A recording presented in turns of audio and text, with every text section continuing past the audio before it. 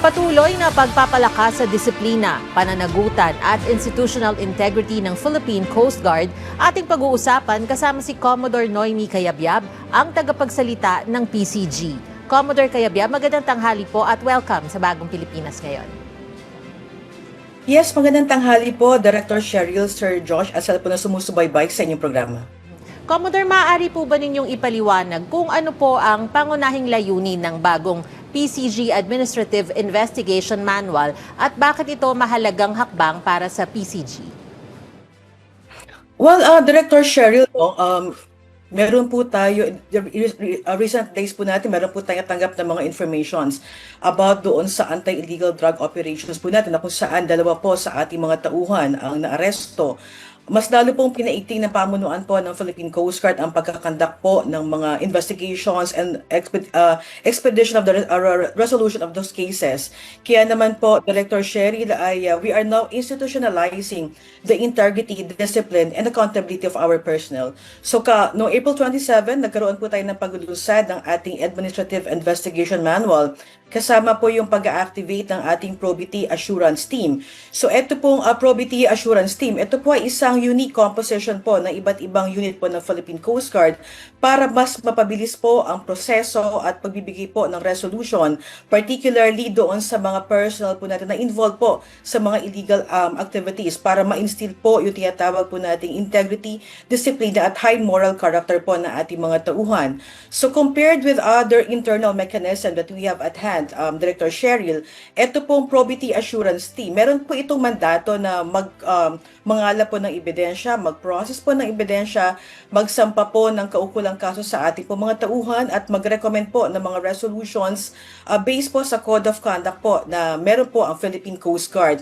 At kasabay po nitong Probity Assurance Team, Director Cheryl, ito po yung paglulunsad ng aming Administrative Investigation Manual. So it is like a complementary system. So meron po tayong set of rules and procedures na nakalagay po dito sa manual na ito, kasama po ang pagsisigurado na ito pong pagkakaroon ng patas na pagdidisiplina sa ating po mga tauhan ay may observe po. So that is also the reason why we have this PAT or Probity Assurance Team. Ang layunin naman po ng pamunuan ng Philippine Coast Guard is we will never tolerate any illegal actions ng ating po mga tauhan. At ang naging direktiba po ng aming commandant na si Admiral Ronnie Hilgavan is pagdating po sa mga violations ng batas, no? And even yung mga regulasyon po ng Philippine Coast Guard, all concerned personnel will definitely face the full consequences of the law. And yan po ang naging direktiba rin po sa atin that we will be immediately rooted out ito po mga tauhan na kung mapapatunayan ay we will be immediately discharging them or dismissing them from the service po. Okay.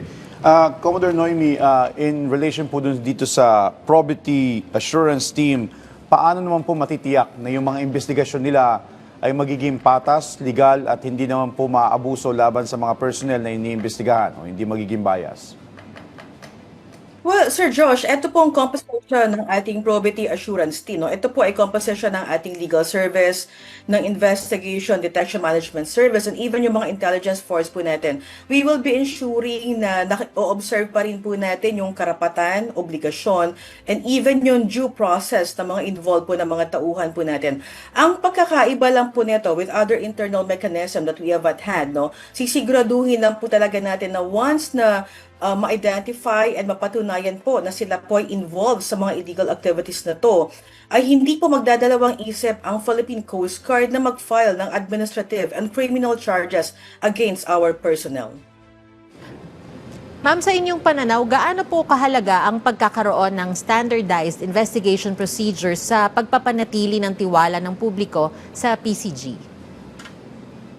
Well, napakahalaga po ito, Director Cheryl, kasi una-una, meron po tayong standard na rules and procedures na gagawin at we can also standardize yung disiplina, yung integrity at accountability po ng ating mga tauhan. So, ang nakikita lang po natin dito, once na magkamali, they should be accountable on their respective actions. Okay. Commodore, suportado din po ito ng iba't ibang local at international agencies, itong hakbang na ito tulad nga po ng US Coast Guard, Japan Coast Guard, DOJ at maging ng PNP. Now, with this being said po, paano po nakatutulong ang interagency at international cooperation pagdating po sa pagpapalakas ng accountability mechanisms ng inyong hanay? Yes, tama po kayo, Sir Josh. Nung ilunsad po natin ito, ay kami po nagpapasalamat dahil talaga naman pong sinuportahan ng iba't ibang ahensya, and even yung ating mga other Coast Guard agencies na allied partners po natin. So, ang nagiging kagandahan po nito, mas napapalawak po natin itong standard procedures, and we also encourage actually, Sir Josh, and even the communities na i-report po sa Philippine Coast Guard kung meron po silang nakikita na mga tauhan po namin na lumalabag po sa batas, they could inform us, and definitely lahat po na nakalagay sa manual, we will be strictly observing, and we will be establishing itong PAT para masigurado po na lahat po ng ating mga impormasyon ay talagang mabibigyan po ng kaukulang aksyon po sa Philippine Coast Guard. Ma'am, meron po bang particular na kaso o recurring issue sa loob ng ahensya na naging dahilan para mas paigtingin ang administrative investigation system ngayong taon?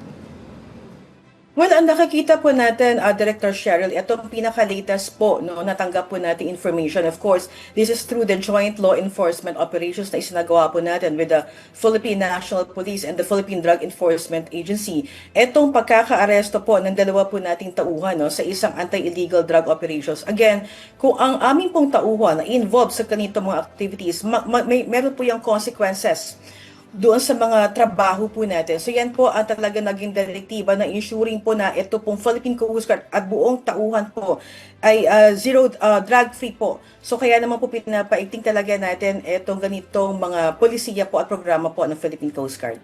Okay. And Commodore, dumako naman tayo sa ibang usapin. Ano naman po ang magiging assistance o ng role ng PCG dito po sa gaganaping ASEAN Summit sa Cebu sa susunod po na linggo? Well, nagsimula na rin po yan, Sir Josh, at na-cater na rin po natin sa iba't ibang stations and district levels po natin.